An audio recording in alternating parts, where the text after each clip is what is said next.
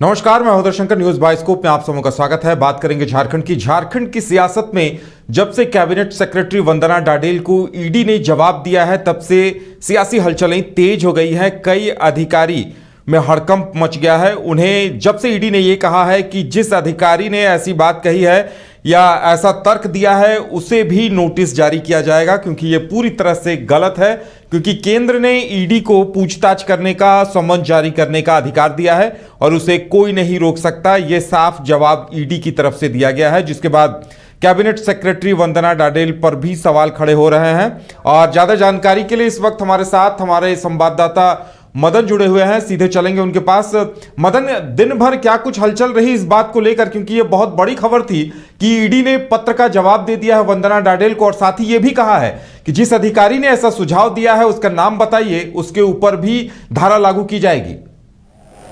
बिल्कुल, देखिए जिस तरह से ये राज्य में ईडी की कार्रवाई लगातार चल रही थी और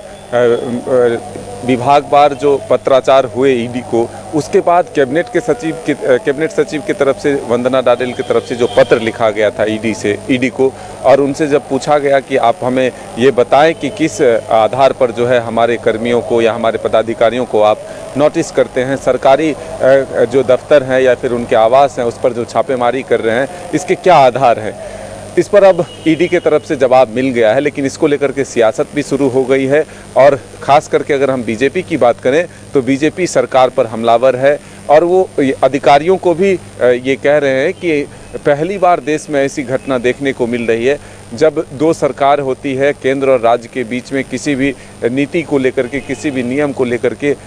दोनों में वाद विवाद होते हैं, मतांतर होते हैं, लेकिन किसी भी केंद्रीय एजेंसी के खिलाफ राज्य के अधिकारी अगर पत्राचार करते हैं तो ये काफ़ी हास्यास्पद है। लेकिन अब जब ईडी ने जवाब दिया है तो इनसे अधिकारियों के बीच एक कहे तो खौफ का माहौल जो है वो ज़रूर पैदा हुआ है, क्योंकि जो जानकारी मिल रही है उसके हिसाब से ये है कि वंदना डाडेल जो कैबिनेट सचिव है, उन्होंने जो पत्र लिखा था ईडी को, तो अब ईडी ने उनके पत्र का बिंदुवार जवाब दे दिया है और कई सवाल उनसे किया है कि आखिर आप किस आधार पर हमसे ये पूछ रहे हैं, पहले आप अपना अधिकार बताएं कि हम इस गुप्त जानकारी को, जो प्राइवेट जानकारी है, उसको हम आपसे शेयर करें, पहला बात। दूसरा बात, उन्होंने ये कहा कि 50/2 एक धारा है जिसके तहत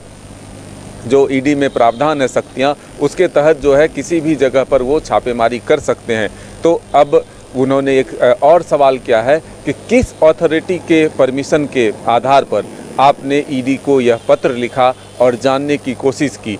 तो ये तमाम कई ऐसे बिंदुवार जानकारी है जो पत्राचार के माध्यम से ईडी ने वंदना डाडेल से पूछा है। तो जिस तरह से वंदना डाडेल ने पत्र लिखा था तो इससे लग रहा था कि राज्य में अब कोई अधिकारियों को समन जो है, नोटिस ईडी के तरफ से नहीं दिया जाएगा। और जो एक आरोप लगातार लगता रहा था कि राज्य के कर्मियों को परेशान किया जा रहा है, राज्य सरकार के कामकाज को बाधित करने की कोशिश की जा रही है, तो इसका बिल्कुल जवाब अब ईडी के तरफ से राज्य सरकार को दे दिया गया है अधिकारी के माध्यम से कि आप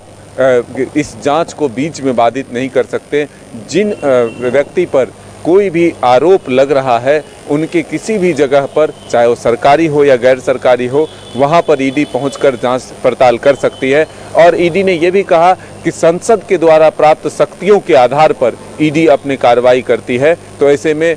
उसे अधिकार है कि वो जांच के दायरे को आगे बढ़ाए। और पीएमएलए के मामले में जो गुप्त जानकारियां होती है वो किसी भी रूप में सार्वजनिक नहीं की जा सकती है। तो ऐसे में ये पत्र जो है असंवैधानिक है, गलत है और इस तरह से आगे दोबारा ना हो, इसका भी ख्याल रखने को कहा है।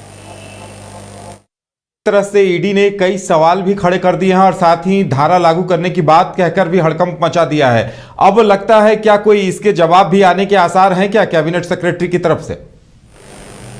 देखिए, बिल्कुल जवाब जा सकते हैं, लेकिन जवाब में अब कोई चीज़ बचता नहीं है, क्योंकि जो दो मुख्य बिंदु हैं कि ईडी के तरफ से जो पूछे गए हैं वो ये है कि आप ये बताएं कि आपको किस आधार पर जो है जवाब दिया जाए और क्यों जानकारी दी जाए। दूसरा, उस अथॉरिटी का नाम पूछा गया है कि किसके परमिशन से आपने ईडी को पत्र लिखा और ये जानकारी जानने की कोशिश की। तो ये दो महत्वपूर्ण जो जवाब हैं, अब देखना होगा कि वंदना डाडेल की तरफ से भेजा जाता है या नहीं, क्योंकि ये तो तय है कि सरकारी कामकाज जो है मौखिक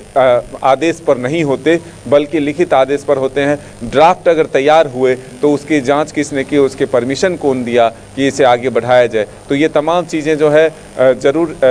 देखने वाली बात होगी कि ईडी के पत्र के बाद अब वंदना डाडेल की तरफ से या सरकार की तरफ से इस पत्र का जवाब क्या जाता है, ये तो आने वाला वक्त बताएगा। उससे पहले फिलहाल 20 जनवरी को मुख्यमंत्री हेमंत सोरेन से पूछताछ होने का समय तय किया गया है। तो अब देखना होगा कि ईडी की टीम मुख्यमंत्री से पूछताछ करने पहुंचती है या फिर और वक्त मांगा जाता है।